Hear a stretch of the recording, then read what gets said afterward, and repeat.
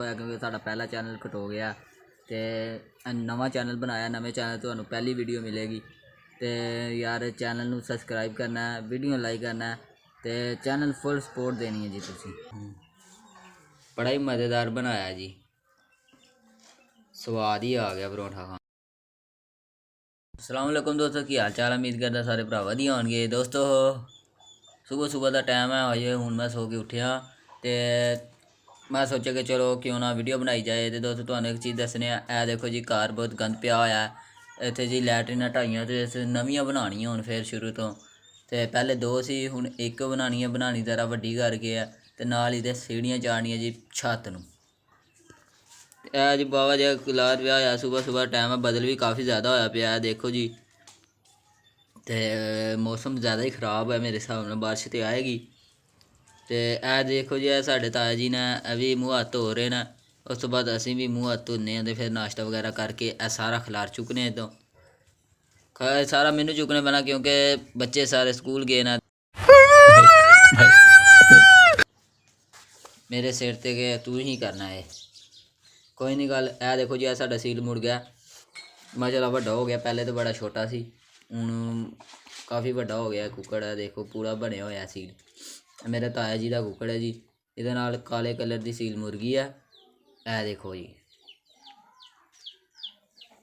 Black colour की seal मुर्गी है जी। ये नाल ते ए जोड़ा है, इन्होंने दो बच्चे दिते सी पहले जी। मुर्गी दो चूजे कड्ढे ही ते वह भी काफ़ी बड़े होते हैं। वह भी हूँ अगे चूजे वाले होए हैं, यानी कि वह भी बच्चे वाले होए हैं अगे। दो ने ते इन्हें मुर्गियां दित्ती दियां, एक इस पिंजरे च है ते एक उस पिंजरे च। ओह्दे थल्ले दो पिंजरे हैं, दोनों ने बच्चे कड्ढे हुए हैं। तो वह भी तुहानू दिखावांगे इस वीडियो च जी। तो हूँ पहले मूँह हत्थ धो लिए तो फिर चलते हाँ। फाइनली दोस्तों मूँह हत्थ धो लिया, मैं बिल्कुल रेडी शेडी हो के बह गया तो परौंठे का इंतज़ार कर रहे क्योंकि अम्मी जी परोठा बना रहे हैं मेरे वास्ते, गोभी वाला पराठा। सुबह सुबह पराठे खाने का मज़ा ही बड़ा आंदा जी। आ देखो जी गोभी पै रही है ये, तो डबल पेड़ा करके फिर गोभी दरम्यान च रख के उत्ते पेड़ा फिर एक रखना, डबल पेड़ा करके फिर पराठा बनाना है। फिर तवे ते सुट्टना है, फिर घ्यो वगैरह सुट्ट के तो फिर रेडी शेडी। ए देखो जी तवे ते सुट्टता, हूँ तो घ्यो वगैरह लगाते हैं तो पक के रेडी शेडी हो के फिर तुहानू खा के चेक करावांगे, दसांगा कि किस तरह का बनया। ए देखो जी रंग चेंज होने लग पिया पराठे का। क्या बात है, क्या बात है जी। मेरे तो हुणे ही मूँह च पानी आन डे, लेकिन मैं कंट्रोल किया, मैं बंद लैंदे सही तरह पक लैंदे, उस तो बाद फिर करते हाँ इनू खाने हाँ।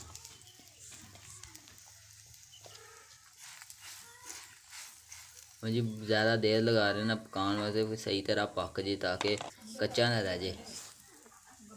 बहुत मैनू तो पानी आ रहा मूँह च अजे भी। जल्दी ना मेरे ख्याल पक गया, हूँ छाबी च पाते हैं।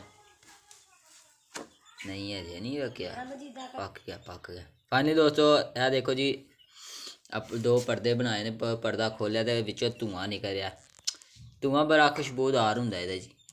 तुहानू एक बुर्गी मैं खा के दसना कि किदां दा बनया।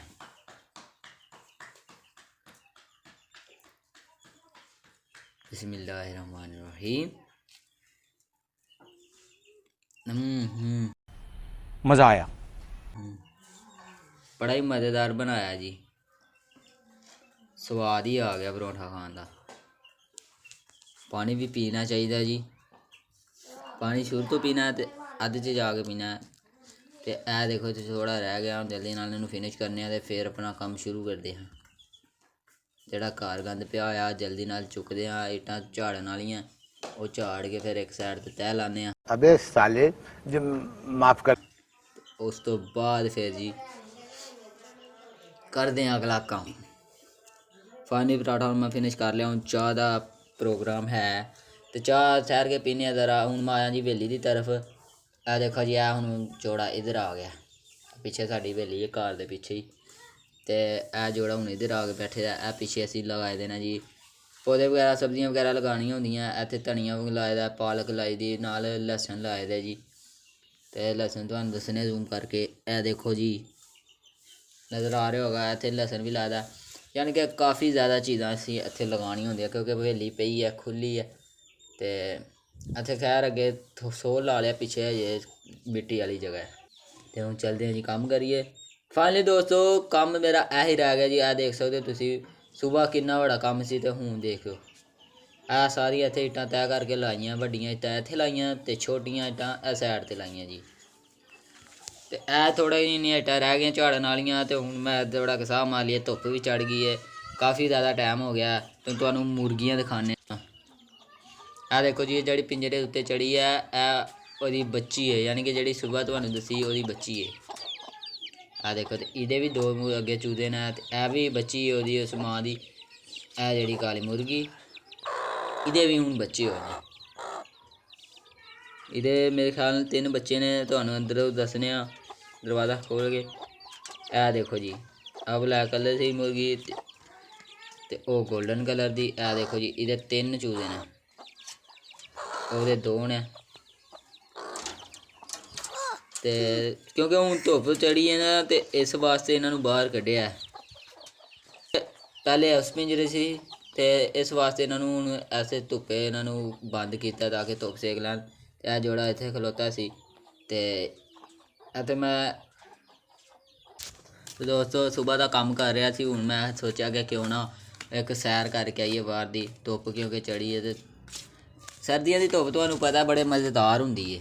ਤੇ ਬੱਚਿਆਂ ਸਕੂਲੋਂ ਛੁੱਟੀ ਹੋ ਗਈ ਹੈ, ਉਹ ਜਾ ਰਹੇ ਨੇ ਪਿੱਛੇ ਬੱਚੇ। ਤੇ ਹੁਣ ਮੈਂ ਵੀ ਕੋਈ ਸੈਰ ਸੂਰ ਕਰਕੇ ਆਉਣਾ, ਫਿਰ ਵਾਪਸੀ ਤੇ ਦੇਖਦੇ ਹਾਂ।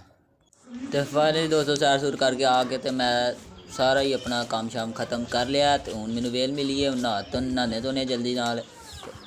ਦੇਖੋ ਬਾਹਰ ਮੈਂ ਸੈਰ ਸੂਰ ਕਰਕੇ ਆਇਆ, ਉਸ ਤੋਂ ਬਾਅਦ ਜੀ ਆ ਕੇ ਕੰਮ ਕੀਤਾ ਜਿਹੜਾ ਥੋੜ੍ਹਾ ਬਹੁਤਾ ਰਹਿੰਦਾ ਸੀ। ਇੱਟਾਂ ਵਗੈਰਾ ਸਾਫ਼ ਕਰਕੇ ਤਹਿ ਲਾਈਆਂ। ਤੇ ਉਸ ਤੋਂ ਬਾਅਦ ਮੈਂ ਆਪਣੀ ਡਰੈਸ ਚੇਂਜ ਕੀਤੀ ਹੈ ਕਿਉਂਕਿ ਕਾफ़ੀ ਗੰਦੀ ਹੋਈ ਸੀ। ਤੇ ਨਹਾ ਧੋ ਕੇ ਡਰੈਸ ਚੇਂਜ ਕੀਤੀ ਹੈ ਤੇ ਚੰਗੀ ਭਲੀ ਧੁੱਪ ਸੀ, ਤੁਸੀਂ ਵੀਡੀਓ ਦੇਖੀ ਵੀ ਹੈ। ਤੇ ਇਹ ਚੈੱਕ ਕਰੋ ਜੀ ਯੱਕ ਦਾ ਵੀ ਬਦਲ ਹੋ ਗਿਆ ਤੇ ਬਾਰਿਸ਼ ਵੀ ਆਈ ਹੈ ਹਲਕੀ ਹਲਕੀ। ਤੇ ਉਸ ਤੋਂ ਬਾਅਦ ਬੰਦ ਹੋ ਗਈ ਹੈ ਤੇ ਹੁਣ ਬੱਦਲ ਕਾफ़ੀ ज़्यादा ਹੋਇਆ ਪਿਆ ਹੈ, ਦੇਖੋ ਜੀ। ਤੇ ਯਾਰ ਇਹ ਰੱਬ ਦੀਆਂ ਹੀ ਕੁਦਰਤ। ਆ ਦੇਖੋ ਸਵੇਰੇ ਚੰਗੀ ਭਲੀ ਧੁੱਪ ਸੀ, ਪਹਿਲੇ ਬਦਲ ਹੋਇਆ ਜੀ, ਉਸ ਤੋਂ ਬਾਅਦ ਧੁੱਪ ਚੜੀ ਹੈ ਤੇ ਹੁਣ ਫੇਰ ਬਦਲ ਹੋ ਗਿਆ। ਤੇ ਹੁਣ ਐਸਾ ਬਦਲ ਹੋਇਆ ਕਿ ਬਾਰਿਸ਼ ਵੀ ਆਈ ਸੀ। ਇਹ ਦੇਖੋ ਤੁਹਾਨੂੰ ਦੱਸਣੇ ਪਾਣੀ ਵੀ ਖੜਾ ਹੈ, ਇਹ ਦੇਖੋ। ਤੇ ਇਹ ਚੈੱਕ ਕਰੋ ਜੀ ਬਾਰਿਸ਼ ਕਾफ़ी ज़्यादा आई सी ਤੇ ਉਸ ਵਜ੍ਹਾ ਕਰਕੇ ਹੁਣ ਸਾਰਾ ਨਾ ਠੰਡਾ ਠੰਡਾ ਮੌਸਮ ਹੋ ਗਿਆ।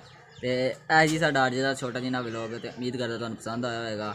ਤੇ ਤੁਹਾਨੂੰ ਅਗਰ ਘਰ ਕੰਮ ਹੋਏ ਤੇ ਫੇਰ ਤੇ ਇਹ ਜੀ ਸਾਡਾ ਅੱਜ ਦਾ ਵਲੋਗ। ਤੇ ਯਾਰ ਮੈਨੂੰ ਨਾ ਬੜਾ ਦੁੱਖ ਹੋਇਆ ਕਿਉਂਕਿ ਸਾਡਾ ਪਹਿਲਾ ਚੈਨਲ ਕਟੋ ਗਿਆ।